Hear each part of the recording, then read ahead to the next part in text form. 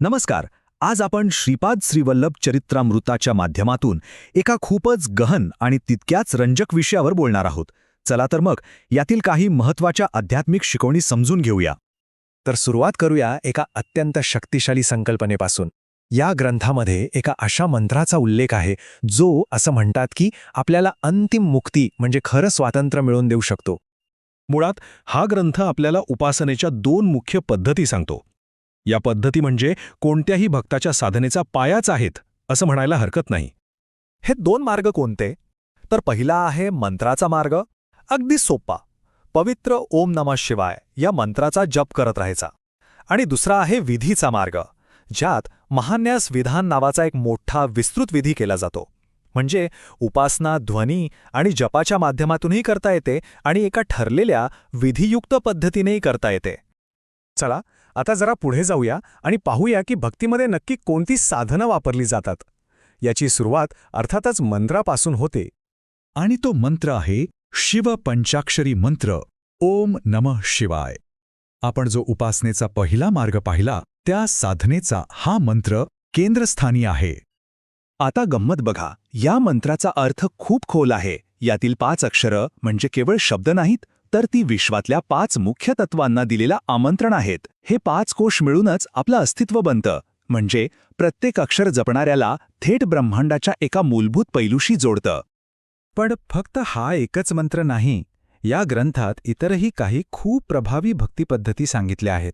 जसं की रुद्राभिषेक म्हणजे शिवलिंगाला विधीपूर्वक स्नान घालणं, विष्णू सहस्रनामाचं पठण करणं, सूर्यनमस्कार करणं आणि अर्थातच गायत्री मंत्राचा जप करणं.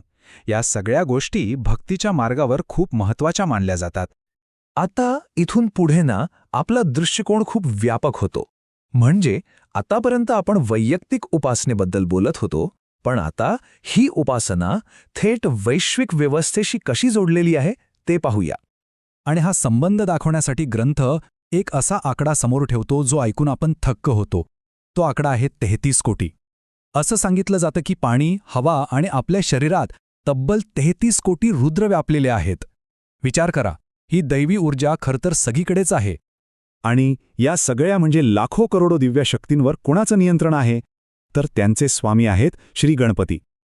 यातून एक प्रकारचा आध्यात्मिक श्रेणीक्रम आपल्या लक्षात येतो. मग गणपतीची भूमिका नक्की काय? तर ते प्रवृत्ती आणि निवृत्ती या दोन्हींचे स्वामी आहेत. प्रवृत्ती म्हणजे आपली नैसर्गिक बाह्य ओढ आणि निवृत्ती म्हणजे आतमध्ये वळण्याची ओढ.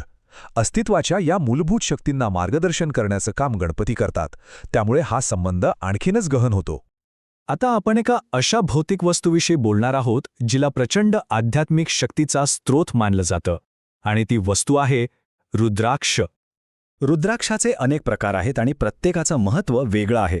जसं की एकमुखी रुद्राक्ष हा अत्यंत दुर्मिळ मानला जातो आणि तो सर्वोच्च आध्यात्मिक स्थितीचं प्रतीक आहे. तर दुसरीकडे द्वादशमुखी रुद्राक्ष आहे, ज्यामध्ये 12 आदित्यांची म्हणजेच सूर्यदेवतांची शक्ती आणि तेज समावलेलं आहे असं मानलं जातं. मग साहजिकच एक प्रश्न मनात येतो. जर या रुद्राक्षांना इतकं महत्त्व आहे तर त्यातला खरा रुद्राक्ष ओळखायचा तरी कसा? त्याची सत्यता कशी तपासायची? यावर ग्रंथामध्ये एक पारंपरिक पद्धत सांगितली आहे, जिला तांब्याच्या पत्र्याची परीक्षा म्हणतात. काय करायचं तर एका सपाट जागेवर तांब्याचा पत्रा ठेवायचा, त्यावर रुद्राक्ष ठेवायचा आणि मग दुसऱ्या तांब्याच्या पत्र्याने तो झाकायचा. असं म्हणतात की जर रुद्राक्ष खरा असेल तर तो आतल्या आत हलायला किंवा फिरायला लागतो. चला आता आपण या विवेचनाच्या अंतिम आणि सर्वात महत्त्वाच्या भागाकडे वळूया. ही एक अशी शिकवण आहे जी कुठल्याही विधी किंवा वस्तूंच्या पलीकडची आहे. धर्मगुप्त नावाचे एक पात्र या अध्यायाचं सार सांगतं. ते म्हणतात, सगळे तर्क वितर्क सगळ्या शंका बाजूला ठेवा आणि फक्त शुद्ध मनाने शरण जा. म्हणजे खरं आध्यात्मिक साधन बुद्धी नाही तर शरणागती आहे. म्हणजे बघा, इथे सत्यापर्यंत पोहोचण्याचे 2 मार्ग स्पष्टपणे दिसतात.